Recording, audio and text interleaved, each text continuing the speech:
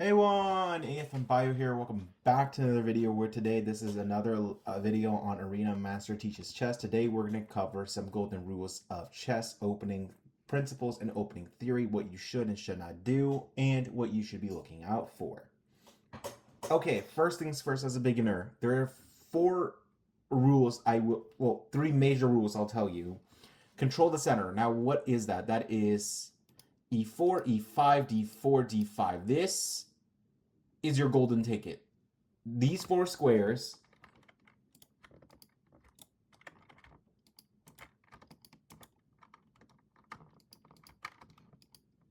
okay.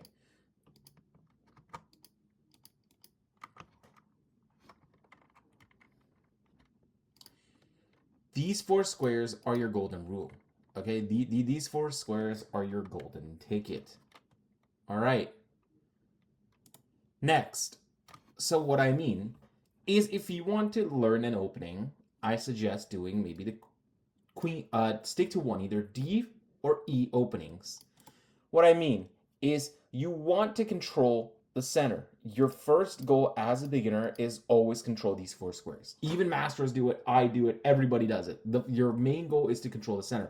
This alone will get you from 100 to 3 or 400 depending on your elo. Okay? Second of all, this should also help you stop making opening mistakes. For example, f5 is a cardinal sin. Why? I will show you. Let's say you play f5, okay? Opponent plays e5. You say, you know what? Screw it. I'm just going to play g3 and protect my piece. Or not even g3. No. Not g3. Let's say you play... delete from here. Let's say you play g4, saying, okay, I want to go for it. My friend, you walked into an absolute checkmate. Okay, but you were like, Bio, what if I don't play f4, okay, and I just play f3? It doesn't matter, e5, and let's say you play anything apart from g3, you play, let's say g4 now, it doesn't matter. There's still checkmate. Okay, so do not do this. This is a fool's mate. This is a two-move checkmate. You will die. Okay? Hence, I say control the center with e4 or d4. Both are very good. Both are very optimal. You pick a move, stick with it. Let's just say e4. Okay. Most common response by your opponent. You know what? I'm just going to shut fish down. Give me a second. You guys can have fish. I'm just going to shut down fish's options here. Actually, I don't think it matters. Hold on. E4, E5. Okay, so this is going to be one opening. Okay, your opponent may sack the pawn, but for now, let's just look at this. Okay, so now what would you do? Next cardinal rule. Knights before bishops. Do not move your bishops before your knights. Okay, what I mean is, let's say if you were to play something like bishop to e2, what does that really accomplish? It doesn't really accomplish anything. Your bishop's still controlling the same squares. Only thing is he got these squares. But it doesn't matter. Your queen was already controlling these squares. Not to mention now you let your opponent, bring their pieces out. Their queen's going to get into the game, and all that. So don't do this, okay? It's not the worst move, but don't do this. It's not ideal. So instead, just play knight to f3, knight to c3, but both are fine, and your knights are far more flexible than your bishops. Your bishops are snipers, okay? You do not want to move the snipers unless absolutely necessary. Okay, knights. Your knights are very flexible. They are your special forces. They're very, very flexible. So let's say knight to f3. Your most common responses may be knight to f6 or knight to c6. Both are very common. Knight to f6 plays into the Petrov defense, which then can turn into the Stafford Gambit, which is Eric Rosen's favorite opening. Shout out to Grandmaster, International Master Eric Rosen. But who, by the way, you may know is a special man to say, oh no, my rook, or oh no, my queen, and checkmates you, right? So what I mean here, let me show you. Knight to f6. Knight takes, and here knight takes e5, and you have knight to c6, the Stafford, and you take, and there you go. The only difference is, sure, you have doubled pawns, but your bishop is now active, your queen is now active, your bishop is now active, your knight is active, this pawn is under attack. You know, a lot of things happen in the Stafford. Okay, so let's just delete here. Stafford's a pretty good opening. Look into it. I don't know much about it. Eric Rosen does, so he will show you. But let's say here you say, well, I don't want the knight, and I just want to play knight to c6. Fine. Your opponent might just play knight to f6. What I love here is the Halloween Gambit. I covered it in my video. Go check that out. But now you can develop your bishops. Now developing a bishop is completely fine. You can play bishop to c4, bishop to b5, or, you know, bishop to e3 is not recommended. Your point is now what? Let's say bishop to c4. Opponent plays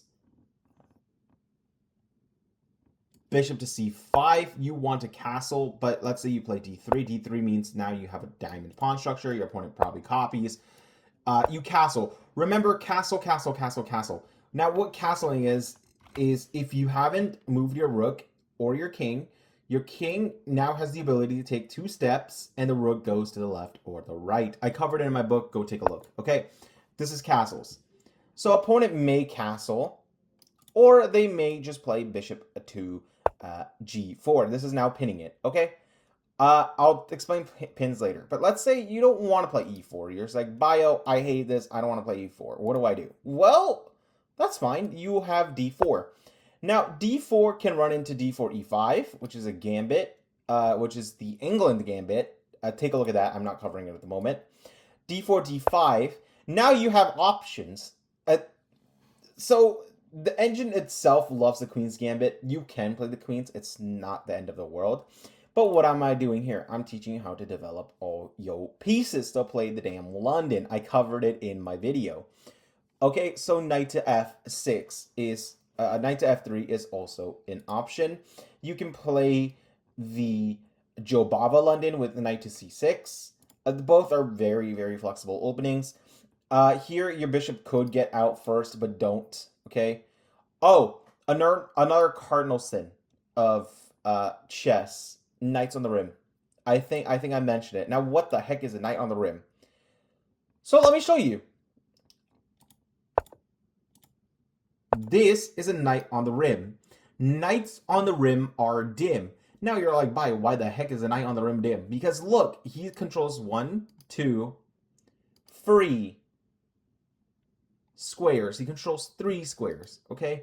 Whereas here, how many does he control? He controls 1, 2, 3, 4, 5, 6. He controls 6. He controls 6 squares to 4 or to 3. And not to mention, if the knight were here, let me show you. If the knight were here, how many does he control? He controls 1, 2, 3, 4, 5, 6, 7, 8. It's an octopus knight. It controls 8 squares. Do you see why knights on the rim are dim? So what do you do here now?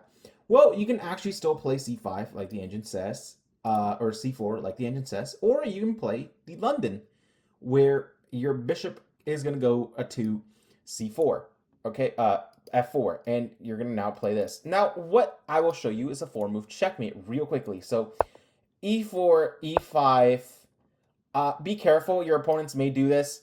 Don't, again, this is a rule I tell you not to play. It's not end of the world if you do. Bishop to c4, and let's say now you play knight to c6, fine. Queen to h5. Now look at this pawn. You're like, well, I want to protect that pawn. So you play f6 and you hang mate, because this is just checkmate. Queen takes f7 is checkmate. This is a checkmate. Be careful of this. This is a 4-move checkmate. Now, how do you fight against a 4-move? You can do a lot of things, guys. You can just, believe it or not, move your queen to f7. and be completely fine. You could block the bishop immediately with this, and you will be fine. So let's say this happens. Well, what do you do now? Well, you can actually just block the bishop immediately if you want. Or, very quickly, yeah, you could play this like the engine says. You could even just bring your knight. Don't play the knights on the rim. Do not play knights on the rim. But queen to e7 is perfectly fine. Queen to e7 achieves two things. It stops mate, and it protects this pawn from falling. The knight already protects the pawn, but the queen just adds a very beautiful second defense, okay? Anyway. So, d4. Okay, next, do not push your f-pawn. Or do not push f4 or f5 ever. Unless it's this opening. e4, e5. Okay. Knight f3, knight c6, bishop to b5. This is the Ruy Lopez, okay, or the Spanish game. Now f5 is perfectly fine. And now you're like, Bio, what the hell? Why is f5 fine? Because this is the Danish gambit. E takes f5, and you have e4. Now the knight doesn't know where to go, so queen goes here.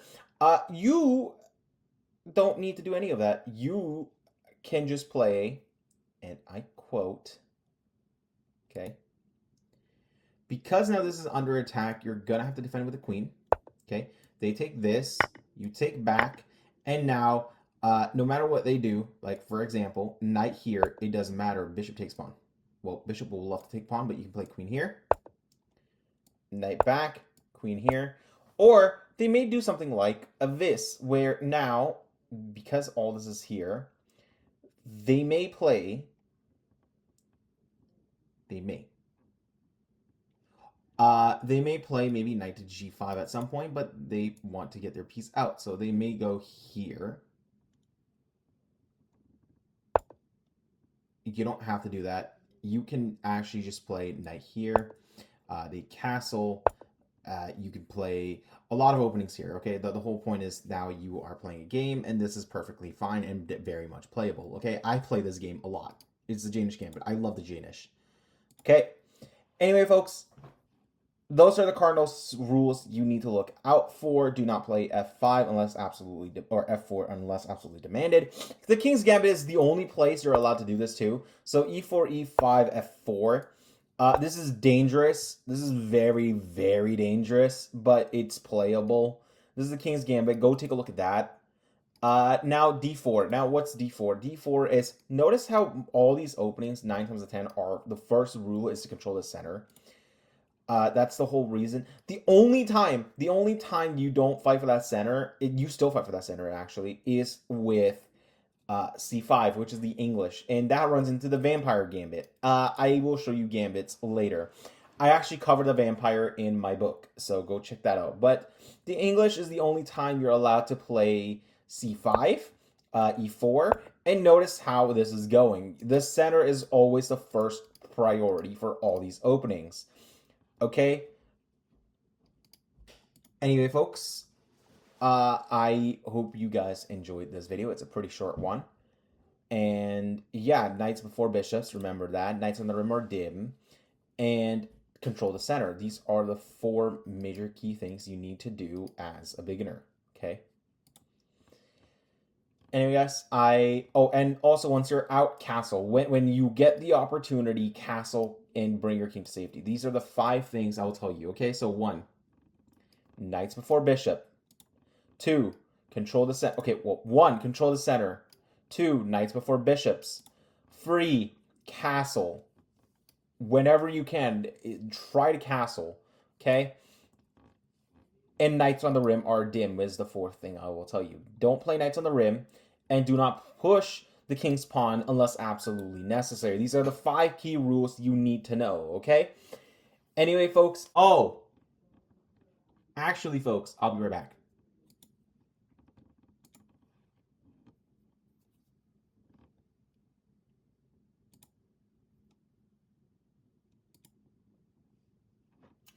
All right, folks, you know the drill by now. Subscribe. Let's get to 7 more subscribers and get A Life Gets the ELO when we hit 60. We're literally 7 subs away. Go check out my other videos. For example, how to read. This is going to teach you algebraic and descriptive chess. Go watch this video on how Masuabe, the chess engine, crushed me. This video is about Kramnik. Go check that out. And what FIDE said about Vladimir Kramnik. Okay. Anyway, folks, I hope you guys enjoy this video. Peace out. Are they on? Good. My Gujarati folks, I have a video for you here. This is the same thing as my English, but this is for you guys. This is going to teach you chess and how to play the game in Gujarati. All right. Anyway, folks, I hope you guys enjoy this video. Peace out.